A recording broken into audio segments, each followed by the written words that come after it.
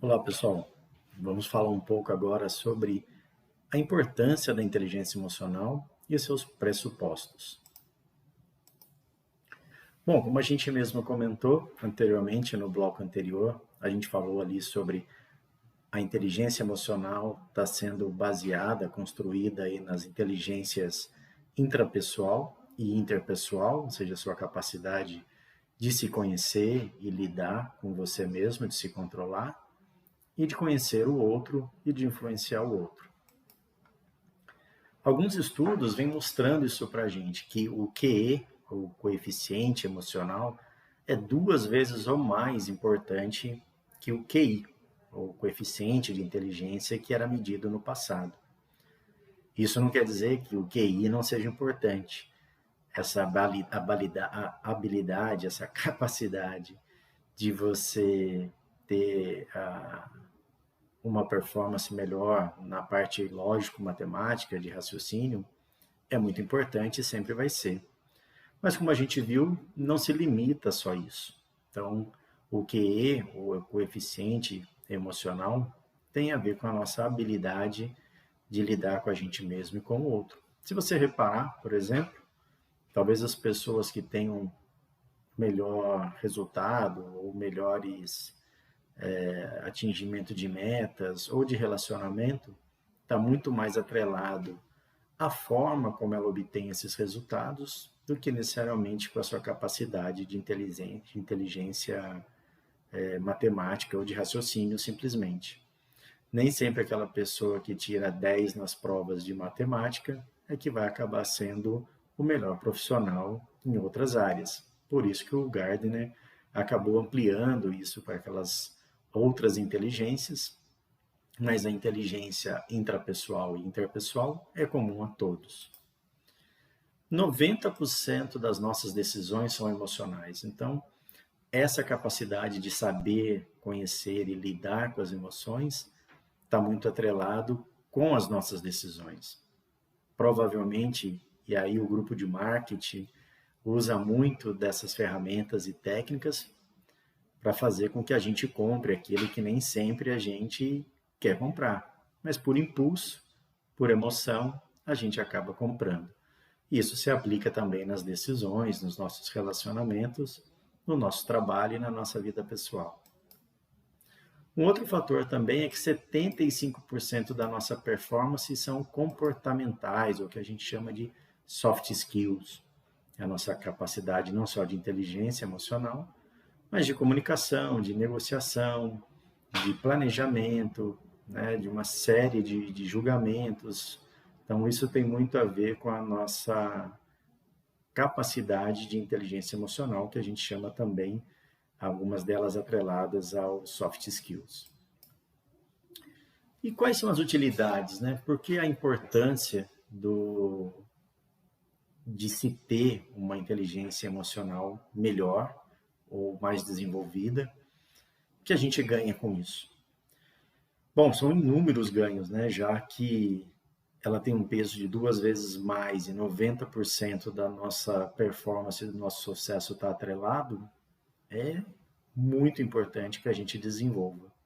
Mas eu vou listar aqui com vocês algumas. A primeira ali, gerenciar, né, os seus pensamentos e sentimentos, atitudes, a fim de controlar suas emoções e o destino. Se você não tem um controle sobre as suas emoções, você acaba que não sendo uma pessoa muito estável e às vezes por um impulso, por uma questão de descontrole, você acaba perdendo alguma oportunidade ou você acaba tomando uma má decisão, né, e acaba agindo de uma forma errada ou não apropriada. Melhorar a capacidade de comunicação e entendimento nos relacionamentos. A partir do momento que você conhece a comunicação interna, né, de você com você mesmo e de você com os outros, você passa a desenvolver e a influenciar muito mais ao seu redor, no meio que você aí circula. Amplia o autoconhecimento, desenvolve a flexibilidade, ampliando suas opções de decisão e capacidade de influência, e melhora a capacidade de comprometimento, motivação, entusiasmo em você e nas pessoas que trabalham com você também ou que vivem com você. são algumas das utilidades. Agora eu queria falar um pouco com você sobre pressupostos, né? Muitos desses pressupostos estão ligados à questão da programação neurolinguística, o PNL, que o pessoal mais conhece. E o que são pressupostos? Pressupostos são verdades absolutas. Então, você, querendo ou não, isso acontece, é uma verdade, e como diz aí o ditado atual, aceita que dói menos. É mais fácil a gente procurar entender como eles funcionam e tirar proveito deles do que a gente simplesmente ignorá-los. Bom, o primeiro pressuposto tem a ver com o que o grupo percebe como tendo sido dito por você, é o que importa e não aquilo que você pretendia dizer. Então, dentro de um processo de comunicação, não é aquilo que você pensa ou aquilo que está na tua cabeça que tem valor. O que tem valor é se aquilo foi transmitido e do outro lado a pessoa entendeu. A compreensão do que você queria dizer é mais importante do que a mensagem, a informação dentro da sua própria cabeça. Aqui traz um outro conceito, né? A responsabilidade da comunicação é do comunicador. Então, a reação que você tem das pessoas sobre a sua comunicação é o que importa, e não o que você queria ou a sua expectativa sobre aquele ponto, mas realmente o que aconteceu. Ou seja, se você está falando de um jeito, se comunicando de um jeito e está tendo resultados diferentes, é isso que está sendo, de certa forma, entendido pelo outro. O significado da sua comunicação é a resposta que você obtém, né? Como a gente já comentou acima, o que vale é a resposta, é a ação gerada, e não a expectativa, e sim a realidade. O elemento de maior flexibilidade no sistema será aquele com maior influência. Isso está presente em vários campos da ciência, né? Darwin já falava nos estudos de evolução da espécie, que a espécie que é mais flexível, aquela que tem mais flexibilidade ao ambiente, é o que acaba sobrevivendo. Então, as espécies que acabaram não se adaptando a clima, regiões, acabaram ficando extintas. E da mesma forma com a gente, né? A pessoa que tem a maior flexibilidade dentro do sistema que convive, acaba tendo mais influência nesse grupo, nesse ambiente. Então, se você é uma pessoa que tem só um jeito de falar, só um jeito de se expressar, só um jeito de se comportar, você vai atender a pessoas iguais a você. Mas se você quer influenciar mais pessoas, você precisa aprender, entender o modelo de mundo dela para que ela possa ser influenciada, para que você possa ter flexibilidade e atuar nesse grupo, nesse ambiente, nessa cultura. As pessoas fazem a melhor escolha que possuem no momento. Todo comportamento é útil em algum contexto. Então imagina, eu gosto sempre de trazer essa analogia de que quando a gente nasce com uma caixa de ferramenta vazia. E durante a vida a gente vai colocando nessa caixa as ferramentas para a gente poder resolver os nossos problemas e poder se desenvolver. Então, dependendo da tua história de vida, você vai ter ferramentas mais sofisticadas, em quantidade, em qualidade, em eficiência, ou não. Dependendo de onde você conviveu, da educação que você teve, com as pessoas que você se relacionou. Então, você vai juntando ferramentas nessa sua caixa. E quando aparece um problema, aparece um desafio, você vai até ela e escolhe a ferramenta para resolver aquele problema.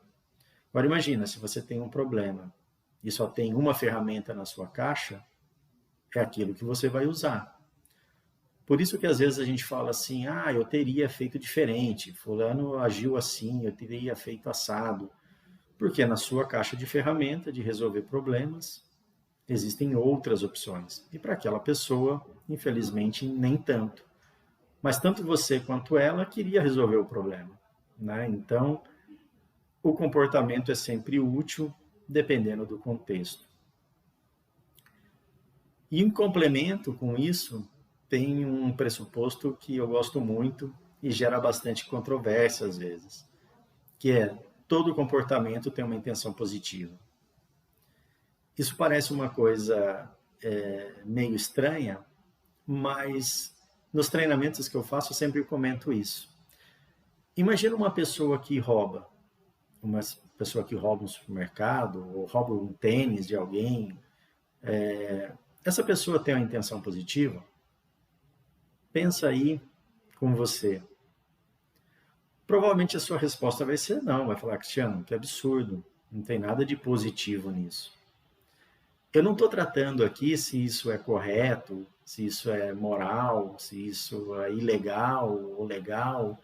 Nós estamos falando de uma intenção positiva da perspectiva da pessoa.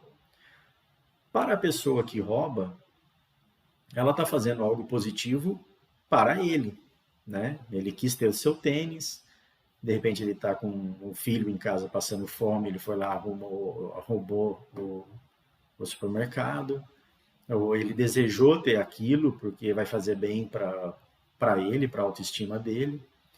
Então, normalmente as pessoas que cometem algum ato, né, ilegal ou imoral, elas estão tendo uma intenção positiva para ela, querem satisfazer alguma necessidade que vai fazer bem para ela. Elas não fazem isso pensando, eu vou roubar e vou ser preso, eu vou roubar e vou apanhar. Não, ele não pensa no lado negativo, ele pensa em suprir uma necessidade positiva. Mas por que eu estou falando desses exemplos extremos? Porque imagina, se em situações tão radicais como essa, entre roubo, né, quem comete com uma intenção positiva, imagina no dia a dia nós que somos, entre aspas, pessoas do bem, né?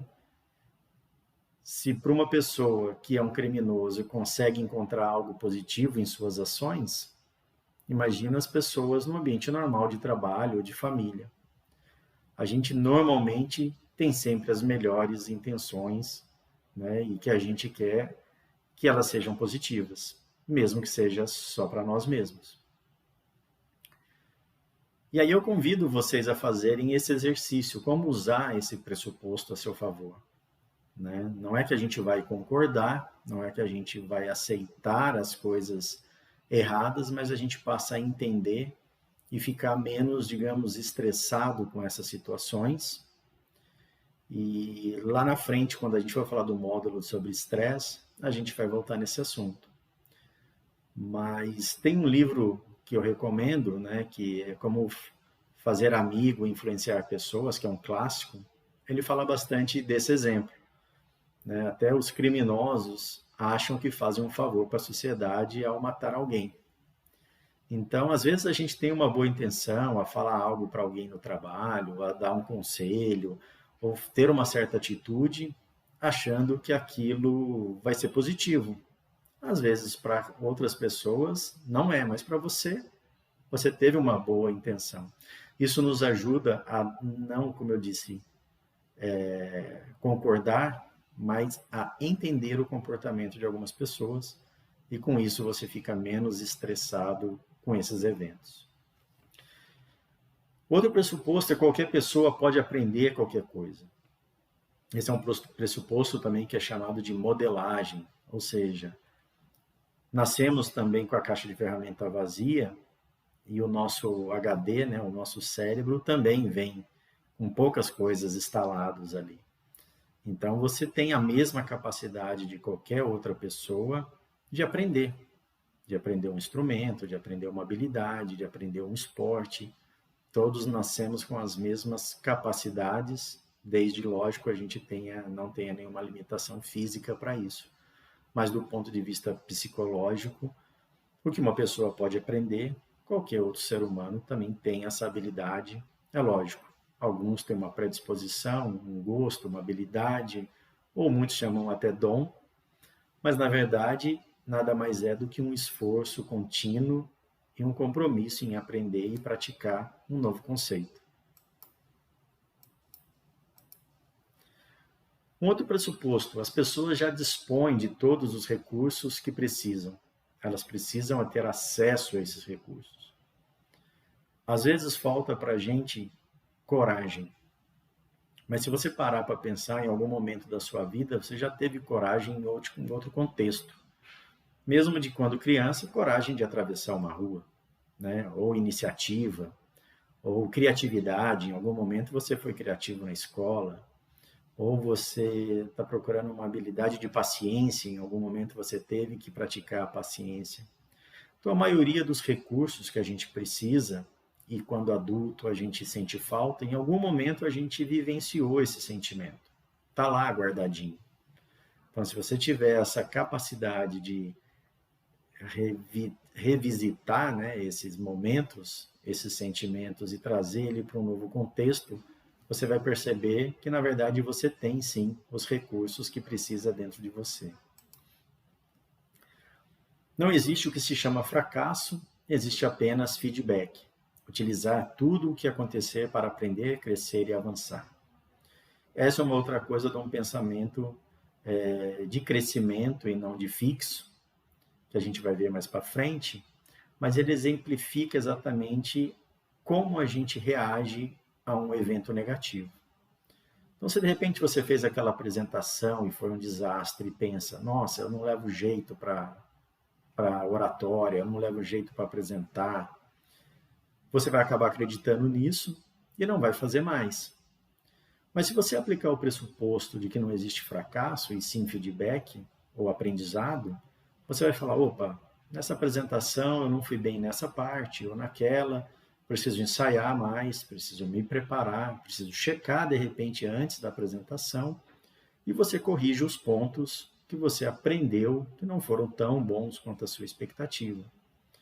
Então, não absorva, não tenha o registro, e a gente vai falar disso em algum módulo mais para frente, não faça desse mapa o seu território, né? Ou seja, não faça dessa sua realidade uma verdade.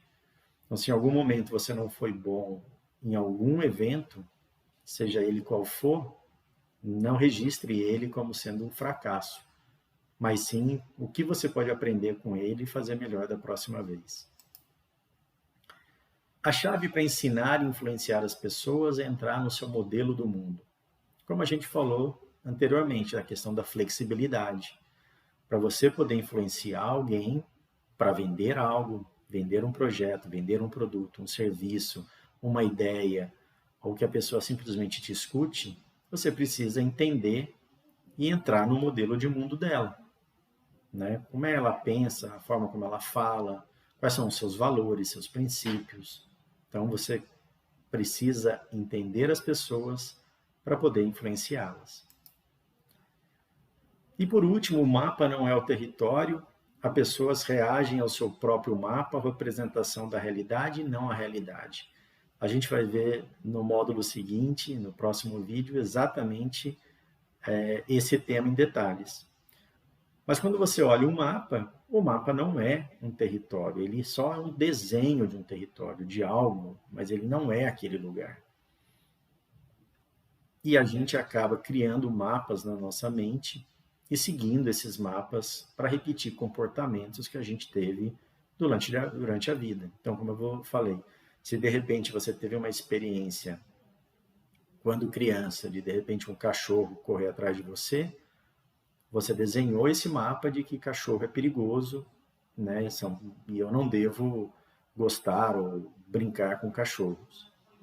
Se você registrou isso dessa forma, se você desenhou o mapa desse jeito, provavelmente você vai ser uma pessoa que tem medo de cachorro. Então, a realidade, ela não é um mapa fixo, né? Ela pode alterar de acordo com o nosso registro e percepção. Na sequência, nós vamos falar desse ponto em específico. Voltamos aqui já com mais um pouco sobre o mapa não é o território.